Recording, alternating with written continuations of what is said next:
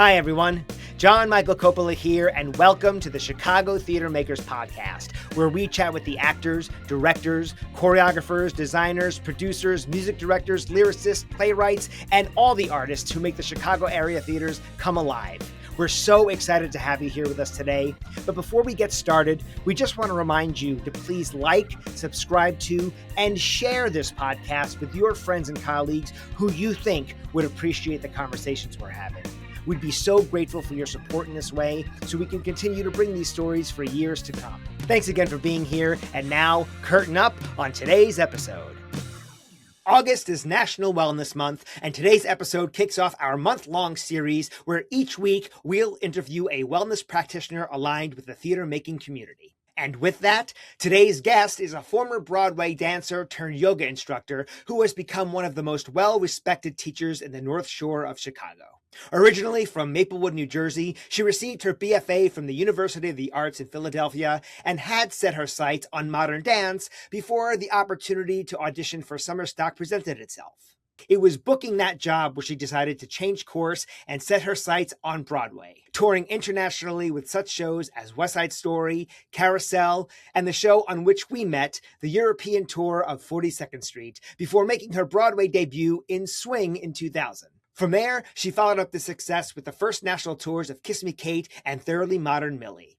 She obtained her yoga certification in 2009 and has trained students both in the studio setting and privately ever since.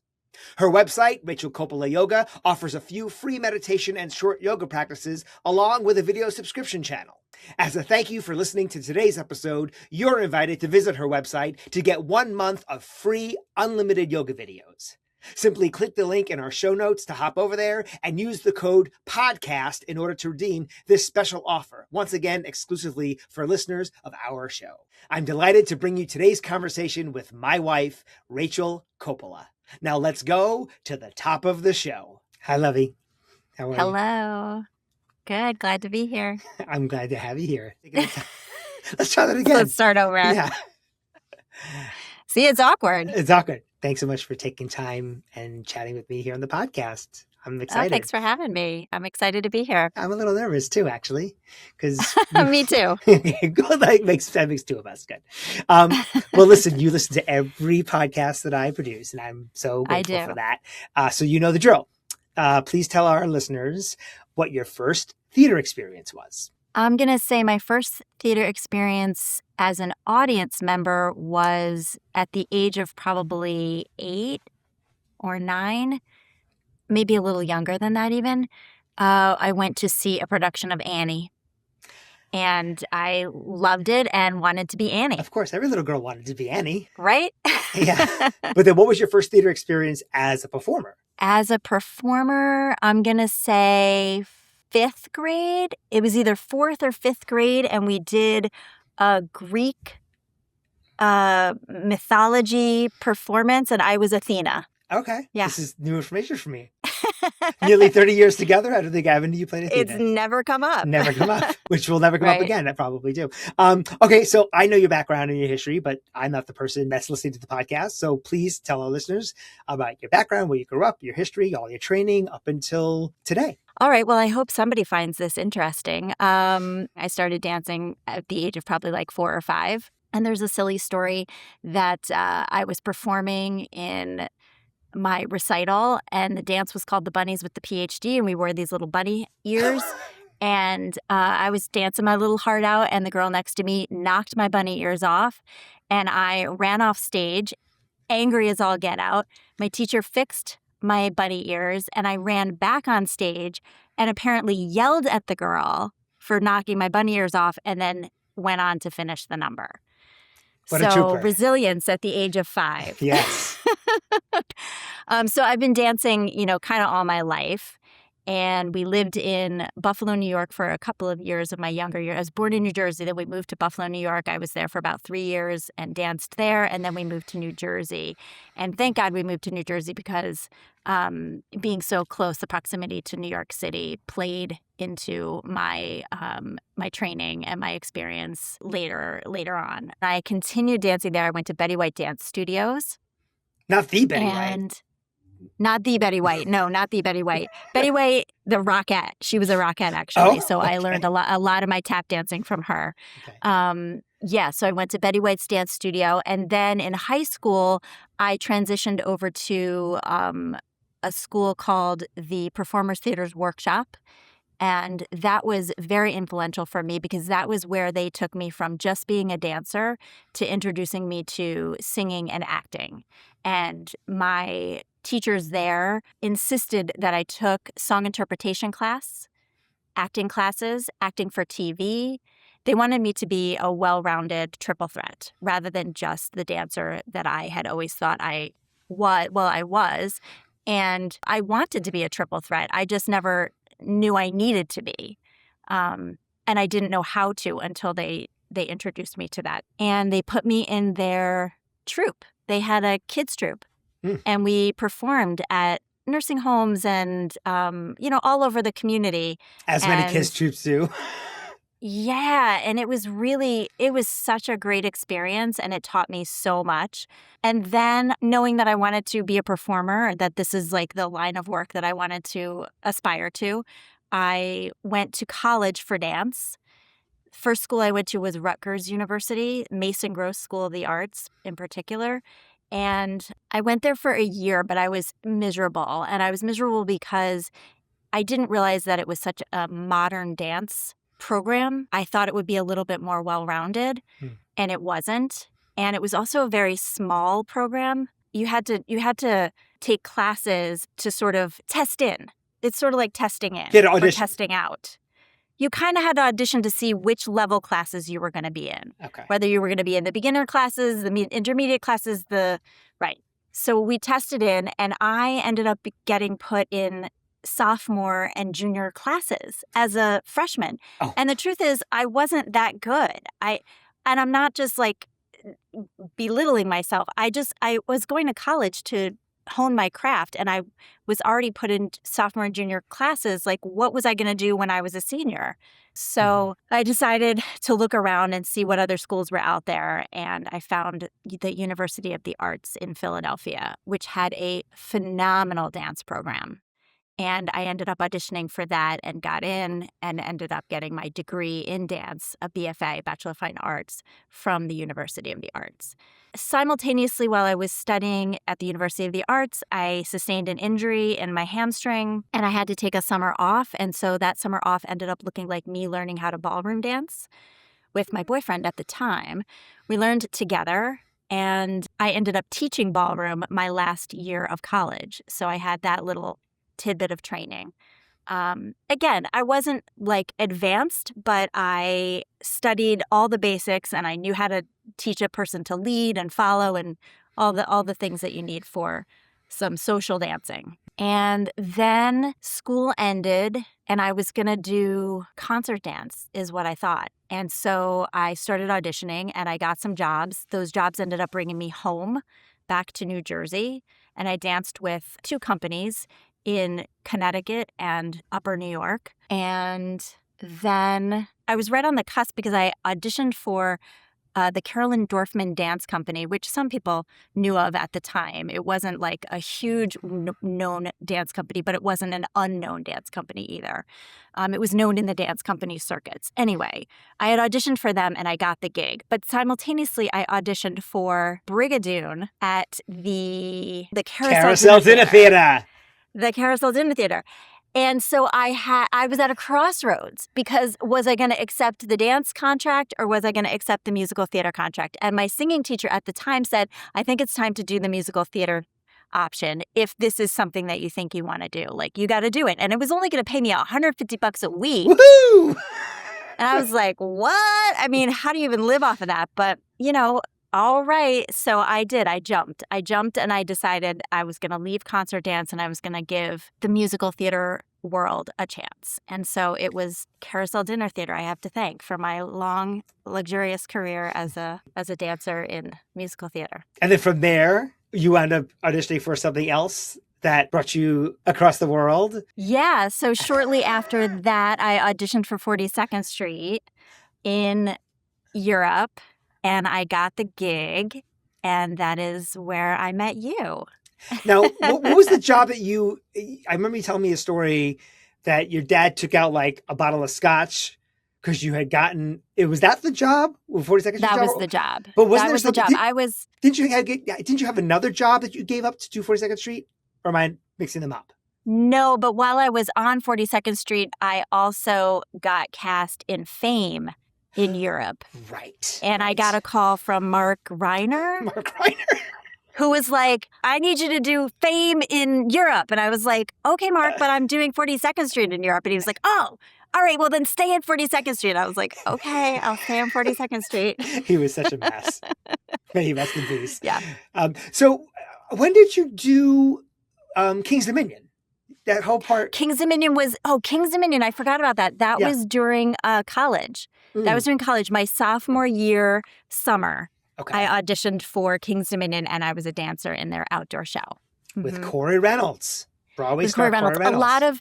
A lot of people from my school auditioned for that. That was a thing, and a lot of us worked out at King's Dominion. And I had a car at school, and I would drive. Well, over the summer I lived out there to do the gig, and then we did weekends through the fall, and so I would drive my car 4 hours back and forth every weekend to do the gig.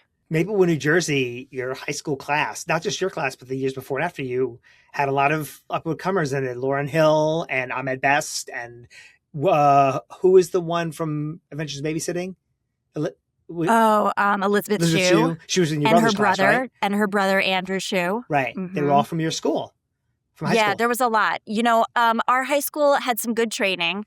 I was actually never a part of the theater world because I still saw myself strictly as a dancer. And so I took the program that was offered at my high school, which was called Special Dance. And instead of having lunch and gym, we had special dance. Of course, starting early with no lunch for the dancers, no time to eat.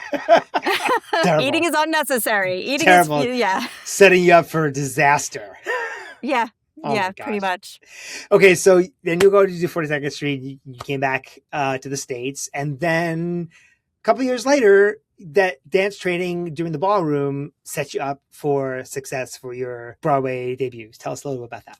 Yeah, it really paid off. We went on our honeymoon and we got back from our honeymoon. And after my auditioning 7 times for the show, I finally got offered swing on Broadway. But the way that I got that gig actually was because I sought out a class that was being taught by one of the dancers in the Broadway show. He was teaching people West Coast swing.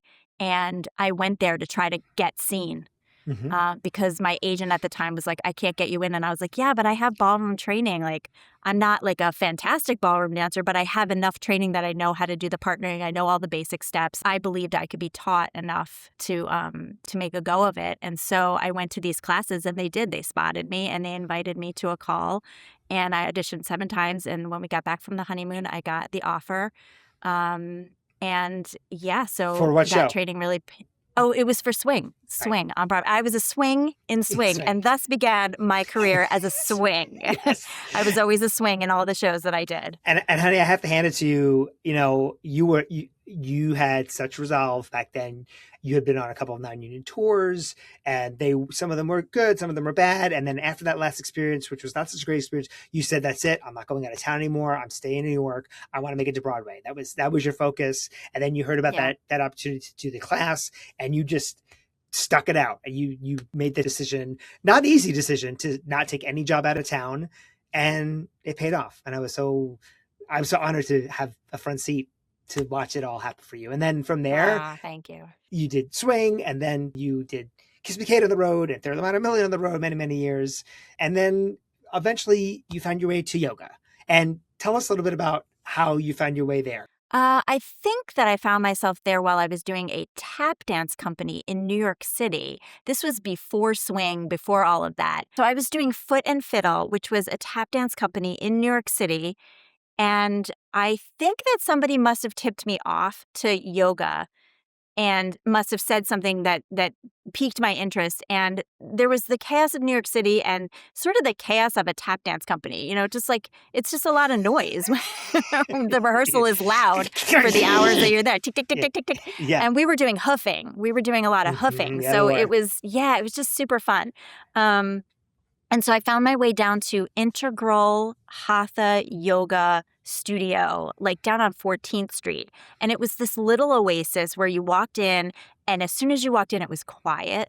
You could feel the quiet. You smelled the incense. And everyone was just moving a little slower. And so I would go there after my rehearsals to just kind of wind down, calm down, settle my system, get myself ready for my evening, and go home and have a nice, meal and some rest. So that's how I got into the yoga. But then at some point, someone tipped me off to Bikram yoga, which is the hot yoga that you do in like 103-degree room or something like that. And I went and I took it, and it really spoke to my type A side, the dancer side, where I was like, oh, this is sort of aerobic. This is a good sweat. This is a workout. I should be doing this. And a lot of people in the Broadway community were doing it at the time. So I thought, oh, this is the thing to do. And then I got really, I would say, addicted to it. I mean, I did it like 6 or 7 days a week, sometimes every day of the week.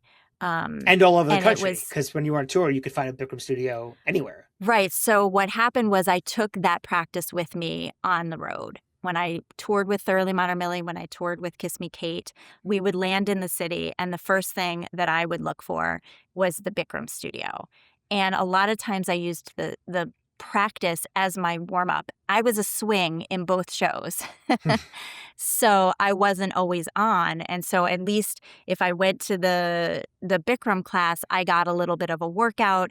If I happened to also be on that night, then I just got a good warm-up, and it worked either way for me. And then talk about how you decided to parlay that into a teaching career. It's funny because I never wanted to teach dance. I knew that for sure. I taught dance back in high school. I was like a teacher's helper, and then I had a couple of my own classes, and I taught the ballroom, like I said, but I never really wanted to teach dance. We were living in Chicago. We had moved to Chicago by now, this part of the story, because you were doing Jersey Boys. And I was taking time away from the business to be with our son, who was about 1.5 years at the time. And so I found a yoga studio. Oddly enough, it wasn't Bikram, because I found Bikram to be a little bit challenging after the pregnancy. It was very intense on my body, and I was also going through grief because I had lost my father in close proximity to having the birth of my son. And so that practice was a little too intense for me, so I needed something that was going to be less intense, and I was looking for the Integral Hatha, but I didn't find it, so I found my way to this particular yoga studio that had a wide variety of types of yoga classes, and I started taking classes there. And at some point, I got wind that they were running their first ever teacher training program, and it was going to be on Mondays. And I thought, if I did that, you would be home on Mondays because the theater was dark. You'd be home, and you could be with our son, and I could train, and that way I could have some kind of income when Jersey Boys closed, because I had already made the decision that I wasn't going back into the business. I was very clear about that. And so we hemmed and hawed together. You and I talked about this, and should I do it? Shouldn't I do it? And we were like, oh, it's, kind of expensive. It was $2,500, so it was quite the investment. And I think I got a little bit of money from Career Transition for Dancers. It's this wonderful program. People should know about this. It's this wonderful program that if you want to make a shift of careers and you were at some point a dancer, you could apply to have funding to help you make that transition. So I got some money from them. And then we were figuring out how we were going to come up with the rest of it. And the story is that I went to go walk my dog. And when I came back from walking my dog, the mail had come.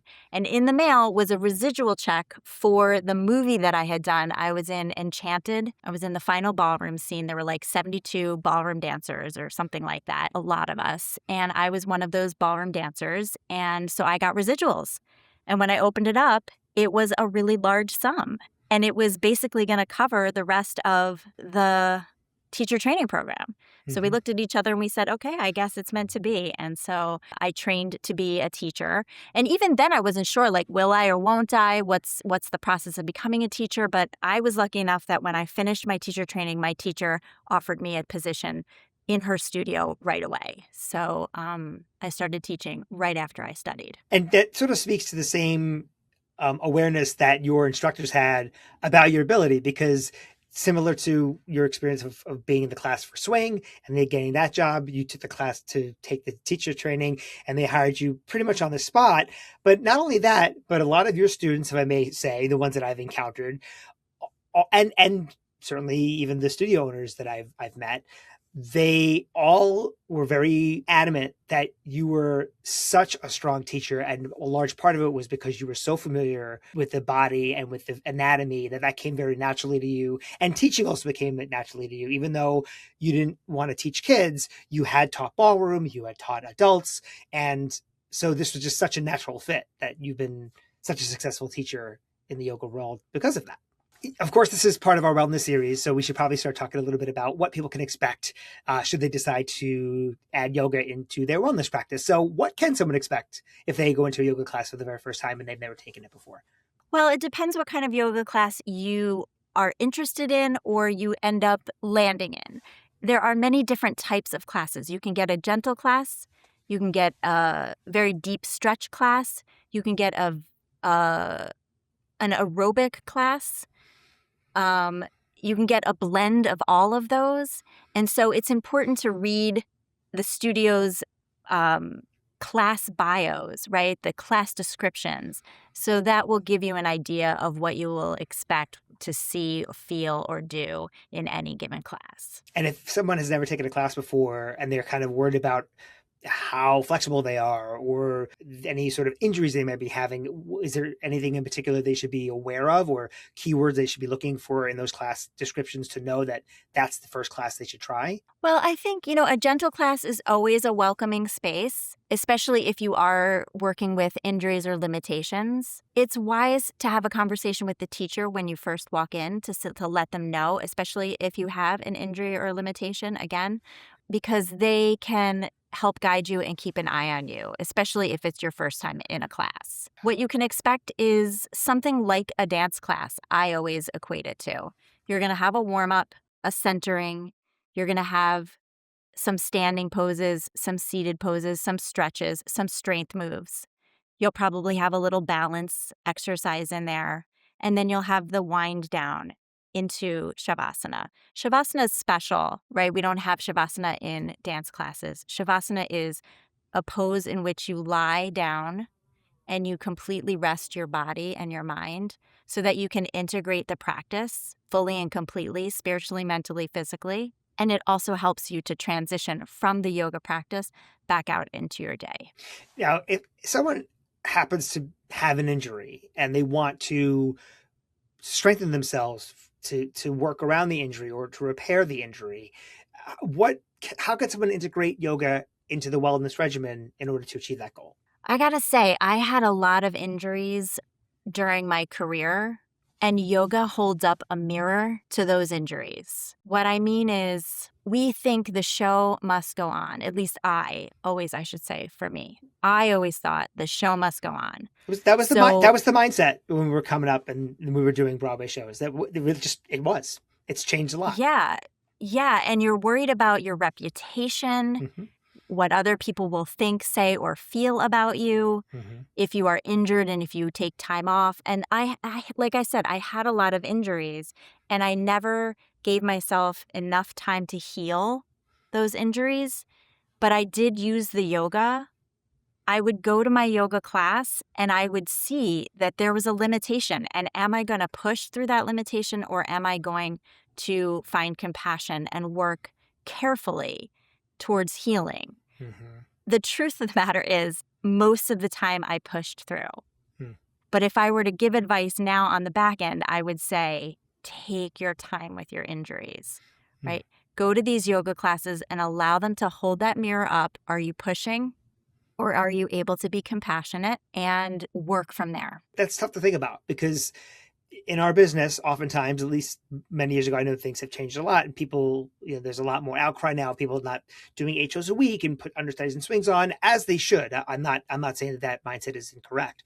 But certainly when we were coming up, you were kind of only as good as your last performance, even as an understudy or swing. So like you had to always maintain a level of physical, vocal, as much wellness as you could, the tip top shape, regardless if you were on stage every night or not, because you were worried about how that was going to reflect on you in your company. Is it going to, your reputation going to be preceding you for the next employer?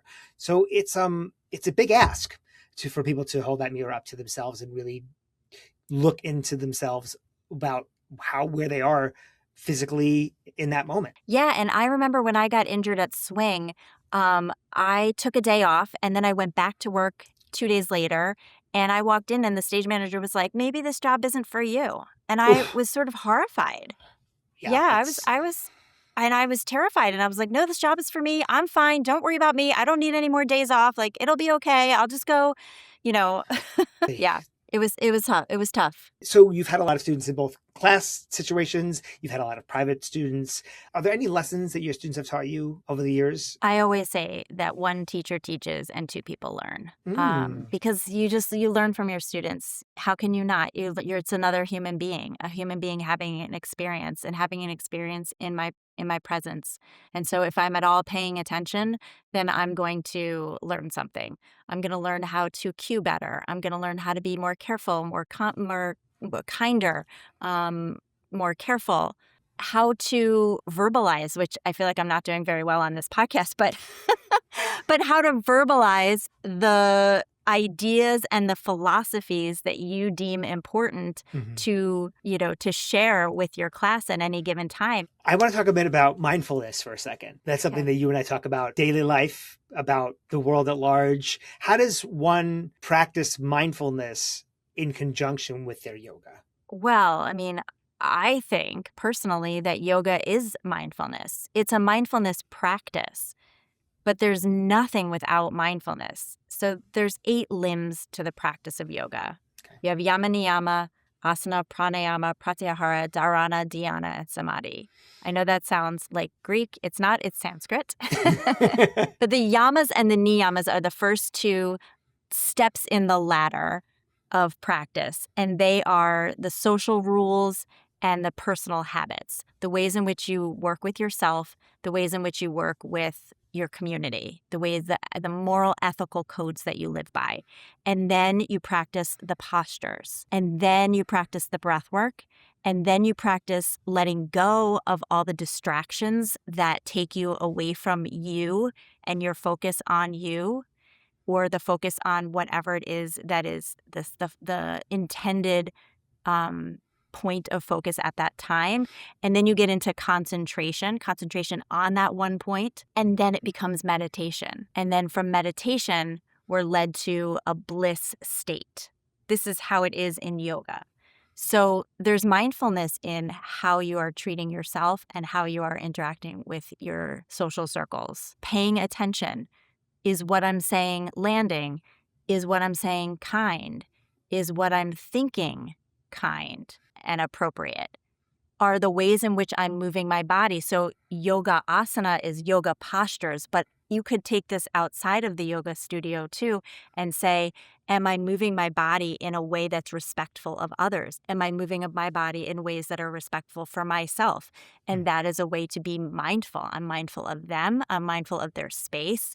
I'm mindful of me. I'm mindful of my space. Then you get into breath work. And breath, there's nothing without breath, right? I mean, that's the most current thing always happening is your breath. This inhale and this exhale.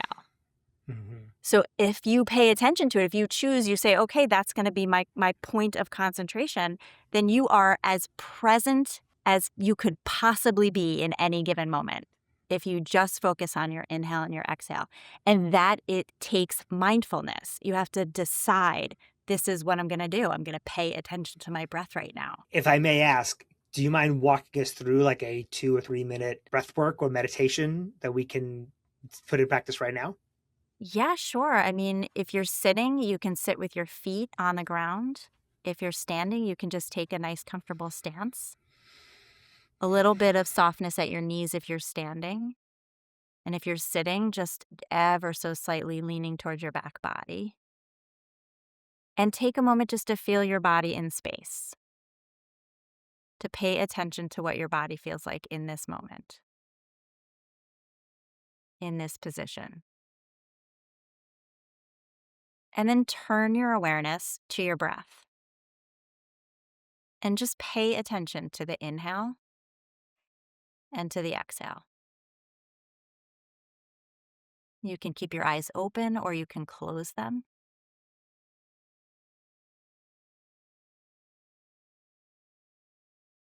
If your eyes are open, just let them land softly on one point. Otherwise, close and let the lids blanket your eyes. And again, feel this inhale and this exhale.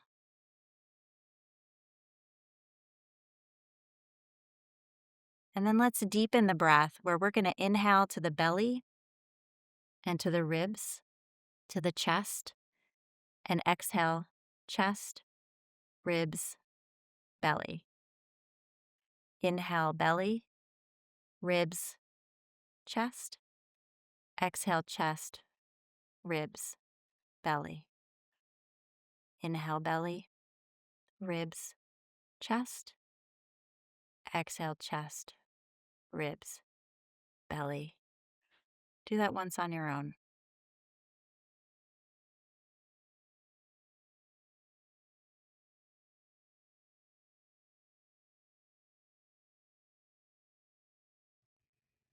And then open your eyes or look around Hmm. and come back. How'd that feel? Felt good. I was ready to take a nap. Oh, gosh. Okay. Yeah, Mm-hmm. I'll have to do that once we wrap up. Noticing mindfulness making you aware that you're tired. I'm tired, yes. What is something about yoga that you wish more people knew? That it is for every body, literally everybody, every shape, size, age, gender, everything. It is for every single body.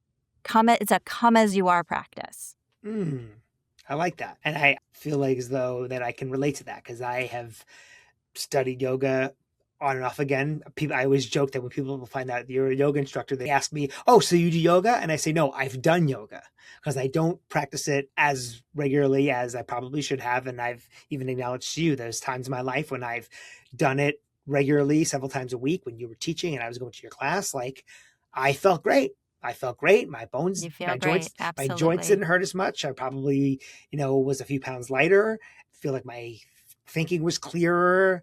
I was more focused. Sleep was better, maybe? Sleep was better. Having this conversation is reminding me that I should probably do it a bit more. And to that end, we're going to transition now into tell our listeners a little bit about rachelcoppolayoga.com and what they might find there. All right. Well, you'll find a little bio about me, and you'll also find some tools. I have a couple of free meditations on the website and a couple of free practices that you can sign onto and give a try.